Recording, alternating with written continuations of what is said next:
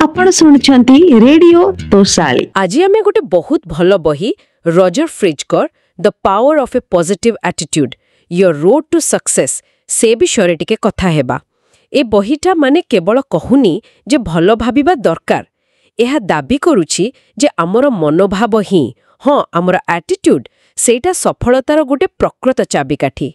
तेबे आसंतु एहार किछि मुख्य कथा को टिके भलरे बुझिबा केमिति काम करे जिंसटा आउ आमे एथिरो कोन सिखि परिबा। हाँ बहिर जो मूल कथाटा आउ सबुठु मजादार कथा भी सेटा हैला आम मनोभाव केवल परिस्थिति को रंग दिएनी। अच्छा माने से आम वास्तवता को कढ़े एकदम तैयारी करे। ओहो गोटे फिल्टर भली आमे सेई फिल्टर दे दुनिया को देखू अनुभव करू।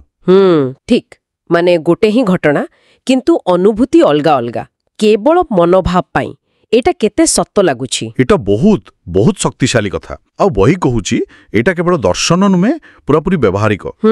धरंतु ऑफिस रे किछि गोटे असुविधा हैला जणे केही भाबिबो एटा गोटे बोझ मु पारिबिनी हताश हे जीवो। हाँ सेमती हुए किंतु आउ जणे जहार मनोभाव टिके सकारात्मक से एहाको गोटे चैलेंज भावे देखिबो भाबिबो अच्छा एहार समाधान कोन हेई पारे सुजोग खोजिबो।